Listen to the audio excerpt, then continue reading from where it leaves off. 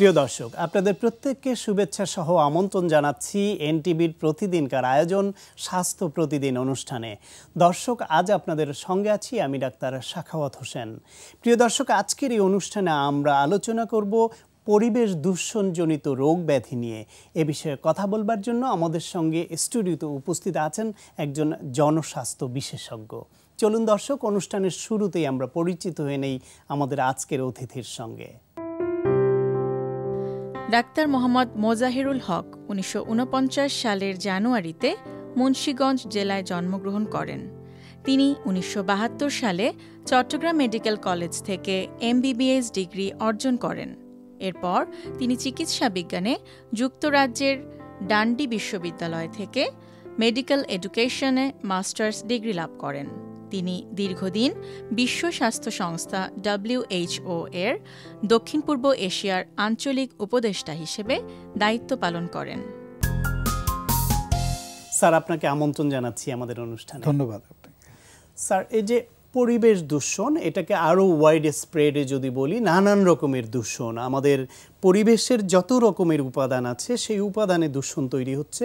আমাদের যে খাদ্য গ্রহণ প্রক্রিয়া, তা আমরা বাতাস নিচ্ছি, সেই বাতাস থেকে শুরু করে পানি এবং খাদ্যদ্রব্য যা কিছু আমরা আমাদের শরীরে প্রবেশ করাচ্ছি, সব কিছুর সঙ্গেই কেমন যেন একটা ভেজাল বা দূষণ মিশ্রিত হয়ে পড়ছে, আমরা রোগাক্রান্ত হয়ে পড়ছি। সেই বিষয়ে আপনার থেকে শুনতে চাই। শুরুতে যদি বলেন যে কোন কোন সেক্টরে কি কি ধরনের দূষণ আমাদের স্বাস্থ্যকে ক্ষতিগ্রস্ত করছে। আমরা প্রথমেই শুরু করতে পারি যে দূষণ, আমরা বাতাসটা যে গ্রহণ করি, আমরা অক্সিজেনটা গ্রহণ করি, যদি বায়ু দূষণ হয় তাহলে আমরা যে পিওর অক্সিজেনটা নেওয়ার কথা ছিল আমরা কিন্তু সেই জিনিসটা পাচ্ছি না।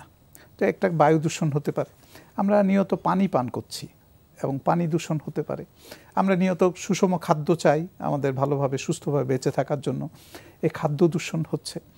সুতরাং পরিবেশের বিভিন্ন দিক যেগুলি আমরা দেখছি, সেই দূষণগুলি আমরা কিন্তু নিয়ত পাচ্ছি আমাদের এই পরিবেশে। আমরা যদি নগরের পরিবেশটা বিশেষ করে মনে করি, আমরা কি দেখি, সকালবেলা উঠে অনেক সময় দেখি বের হচ্ছি, আমরা দেখি যে বর্জ্য যেটা সেটা রাস্তায় পড়ে আছে, পরিষ্কার করা হয়নি, ওপেন হয়ে যাচ্ছে এবং এই সমস্ত কারণে বাতাসটা কিন্তু পলিউটেড হচ্ছে, দূষণ হচ্ছে।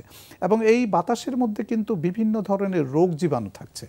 এবং সকালবেলা আমরা যখন বের হলাম, বের হওয়ার পরে এই বাতাসটা যখন আমাদের মধ্যে ঢুকছে, তখন এইটার প্রভাবে কিন্তু এই যে দূষণীয় বাতাস, এর মধ্যে তো জার্মস থাকতে পারে, তাই না, ব্যাকটেরিয়া থাকতে পারে, নানা ধরনের জীবাণু থাকতে পারে, ভাইরাস থাকতে পারে, সব কিছু এটার মধ্যে থাকাটা খুবই স্বাভাবিক এবং সেটা আমরা ইনহেল করছি।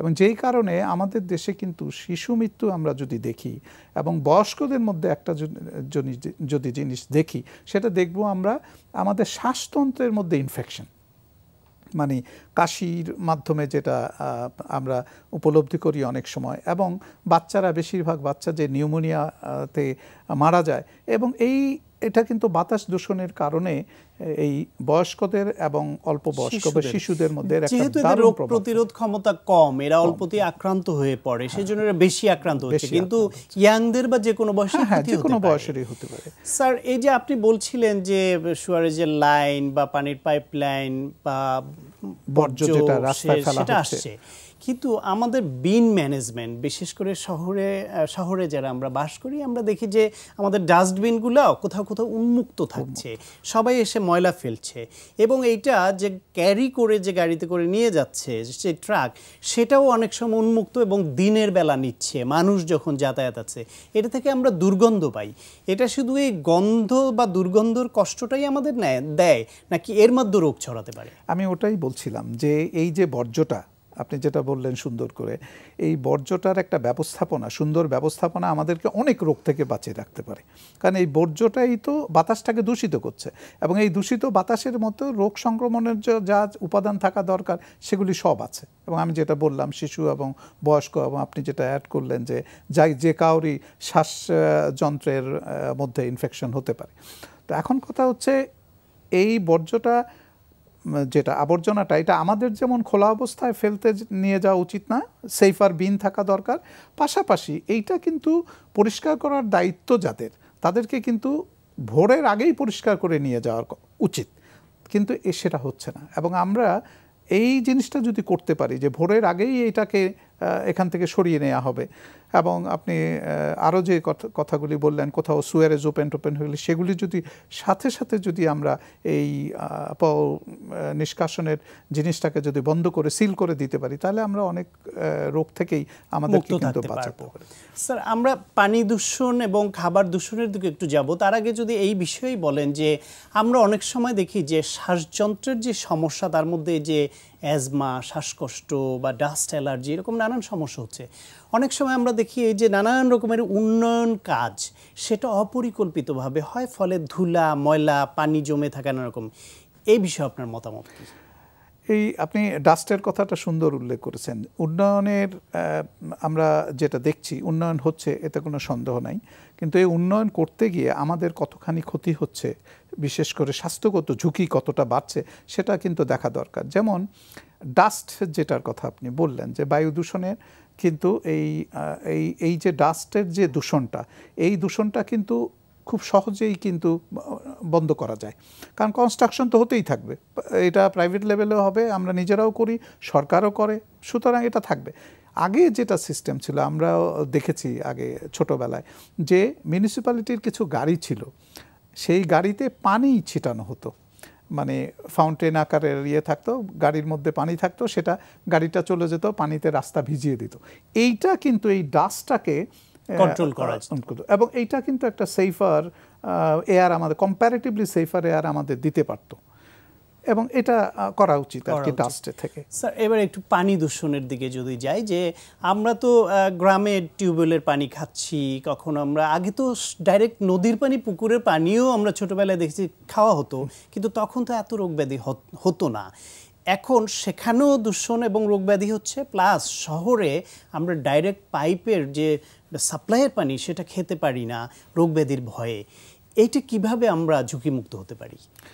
এটা পানির যে সাপ্লাইটা, যেটা নাকি আমাদের ওয়াসা বা যাদের মাধ্যমে পানিটা পাই, তাদের এটা একটা দায়িত্ব যে এই পানিটা ক্লোরিনেটেড ওয়াটার বা আরও সেফার কোনো যদি মেথড থাকে, সেটা দিয়ে আমাদেরকে সুপেয় একটা সেফ পানি আমাদেরকে পান করার জন্য দেবেন, এটা হওয়া উচিত। এবং সেটার জন্য আপনি যেটা বললেন, যে কোথাও লিক থাকলে, কোথাও পয়নালীর সাথে যদি নিষ্কাশনের যদি পাইপলাইনের সাথে যদি সংযোগ হয়ে যায় কোথাও, এই সমস্ত জিনিস তো দেখার ব্যাপার আছেই, এবং এটা কন্টিনিউয়াসলি মনিটর করা দরকার, যেটা নাকি ওয়াসা বা আমাদের যে মিউনিসিপ্যাল কর্পোরেশন, তারা এটা মানে মাঝে মধ্যেই তারা চেক করবেন পানিটা সেফ কিনা, এবং এটা নিশ্চিত করবেন যে এটা সেফ ওয়াটার।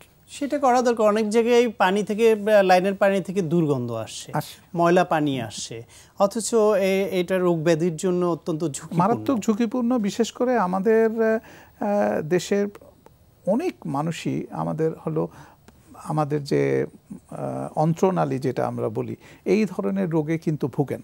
আমাশয় থেকে শুরু করে ডায়রিয়া থেকে শুরু করে এই ধরনের প্রচুর লোকজন ভোগে, বিশেষ করে বাচ্চারা তো ভোগেই। তো এইটা সেফ ওয়াটার আর সেফ ফুড, এই দুটো না হলে কিন্তু হবে না। হ্যাঁ, ফুডের বিষয়ে আসছি, তার আগে একটু সাপ্লিমেন্ট করেছি, আর যে আমরা এখন নিরাপদ বোধ করি যে আমরা পানিটা ফুটিয়ে পান করছি, কিংবা বোতলজাত পানি বা জীবাণুমুক্ত পানির বিভিন্ন ব্যবস্থা আছে, সেটা আমরা ব্যবহার করছি, কিন্তু এটা করছি শুধু খাওয়া বা রান্নার কাজে। কিন্তু আমরা যে হাঁড়ি, পাতিল, থালাবাটি ধোয়ার জন্য লাইনের পানি ইউজ করছি, সুতরাং ওইটাও আমাদের নজর দেওয়া দরকার, যাতে জীবাণুমুক্ত হয়। অবশ্যই অবশ্যই। খাবারের বিষয়ে যদি বলেন, খাবারের মাধ্যমে আমরা কি কি স্বাস্থ্য ঝুঁকির মধ্যে পড়তে পারি? আমাদের কিন্তু সুস্থভাবে বেঁচে থাকার জন্য সুষম খাদ্য দরকার। আমি কতটুকু প্রোটিন খাবো, কতটুকু কার্বোহাইড্রেট খাবো, কতটুকু ফ্যাট খাবো, ঠিক আছে, মিনারেলস, ভিটামিনস কোন খাদ্যে বেশি থাকে সেগুলি খাবো। এখন সমস্যা হয়েছে কি, যে ভেজাল জিনিসটা কিন্তু খাদ্যদ্রব্যের মধ্যে আসছে। আবার খাদ্যদ্রব্য সংরক্ষণের জন্য ফরমালিন বা অন্যান্য বিভিন্ন উপকরণ দিয়ে সেগুলিকে বেশি দিন রাখার জন্য যে প্রবণতাটা ব্যবসায়ীদের, এই জিনিসটাও থাকছে। সবচেয়ে বেশি যেটা সমস্যা আমাদের গেছে বা এখনও আছে সেটা হলো একটা ফরম্যালিন জিনিসটা। আমরা খুব সুন্দরভাবে কিন্তু ফরম্যালিন মুক্ত করতে পারি খাবার। যেমন সিম্পল, আমরা বাজার থেকে যে শাকসবজিগুলি কিনি সেগুলি এনে যদি আমরা একটা বালতিতে ঘন্টাখানিক রেখে দিই, কিংবা ফল, হ্যাঁ, বা ফল যদি আমরা পানিতে রেখে দিই ঘন্টাখানিক, এতে কিন্তু আমরা ফরমালিন থেকে অনেকটা মুক্ত হতে পারি। আর বিশেষ করে মাছের বেলায় যেটা করতে পারি আমরা, সেটা হলো যে আমরা যদি একটু 2 চামচ যদি আমরা 1 লিটার পানিতে যদি 2 চামচ আমরা ভিনেগার দিয়ে দেই এবং তার মধ্যে যদি মাছটা রাখি, তাহলে কিন্তু 15 মিনিটের মধ্যেই আমরা মাছটাকে ফরমালিন মুক্ত করতে পারি। এটা খুব সহজ এবং আমরা এভাবেও কিছুটা ভেজাল থেকে মুক্ত করতে পারি আমাদের খাবার। কনজিউমাররা তাদের তরফ থেকে এটা করবেন, পাশাপাশি প্রত্যাশা করব আমরা, বা উচিত হবে যারা ব্যবসা করেন তারাও যাতে জনস্বাস্থ্যের বিষয়টি মাথায় রাখেন এবং বেআইনি কিছু না করেন। আপনাকে অনেক ধন্যবাদ স্যার। আপনাকেও ধন্যবাদ। প্রিয় দর্শক, আমরা শুনছিলাম পরিবেশ দূষণের ফলে কি ধরনের স্বাস্থ্য ঝুঁকির মধ্যে আমরা পড়তে পারি এবং তা থেকে উত্তরণের পথ কি, সে বিষয়ে অত্যন্ত প্রয়োজনীয় একটা আলোচনা। আশা করি আপনাদের কাজে লেগেছে। প্রিয় দর্শক, এই অনুষ্ঠান সম্পর্কে আপনাদের যে কোনো মতামত বা পরামর্শ থাকলে অবশ্যই লিখে জানাবেন এই ঠিকানায়। প্রযোজক স্বাস্থ্য প্রতিদিন, এনটিভি, বিএসসি ভবন, 7 তলা, 102 কাজী নজরুল ইসলাম এভিনিউ, কারণ বাজার, ঢাকা 1215। ফ্যাক্স 91433386 থেকে 7 পর্যন্ত, অথবা ইমেল করুন স্বাস্থ্যপ্রতিদিন@ntvpd.com এই ঠিকানায়। প্রিয় দর্শক, আপনার প্রিয় স্বাস্থ্য প্রতিদিনের আগামী পর্বে আপনার জন্য যা থাকছে: এই ডিপ্রেশনের উৎস বাচ্চাদের ক্ষেত্রে হতে পারে তার বইয়ের পড়ার বোঝা এবং তার মানে অ্যামিউজমেন্ট বা রিক্রিয়েশনের যে জিনিসটা অভাব। কারণ ছোট্ট বাচ্চা বলে ওদের আবার কিসের ডিপ্রেশন, কিন্তু ওদের অনেক ডিপ্রেশন আছে। কেন বলছে, কী কারণে বলে, সকালবেলা ঘুম থেকে উঠে বলে ওঠো ওঠো ওঠো, স্কুলে যাও, হোমওয়ার্ক ক্লাস করে আসো, বাড়িতে ফেরো, খাও খাও, গোসল করো, ঘুমাও, তোমার অনেক হোমওয়ার্ক আছে। ঘুম থেকে উঠলো, হোমওয়ার্ক করো, তারপর টিচার, তারপর আচ্ছা তুমি এখন তো বসে আছো, এখন তো কোনো কাজ নেই, একটু ছবি আঁকো। তার মানে আমরা কিন্তু তাদের একটা একদম রুটিন চাপিয়ে দিচ্ছি, তার নিজস্বতা বলতে কোনো কিছু থাকছে না। প্রিয় দর্শক, বিশ্বের যে কোনো প্রান্ত থেকে যে কোনো সময় এনটিভিতে সম্প্রচারিত আপনার প্রিয় স্বাস্থ্য প্রতিদিন অনুষ্ঠান দেখার জন্য ভিজিট করুন আমাদের পূর্ণাঙ্গ ওয়েব পোর্টাল www.ntvbd.com। দর্শক, আজ এ পর্যন্তই। সবাই ভালো থাকুন, সুস্থ থাকুন এবং অবশ্যই নিরাপদে থাকুন। দেখা হবে আগামীকাল ঠিক একই সময়ে নতুন কোনো অতিথি নিয়ে আপনার প্রিয় এনটিভির পর্দায়।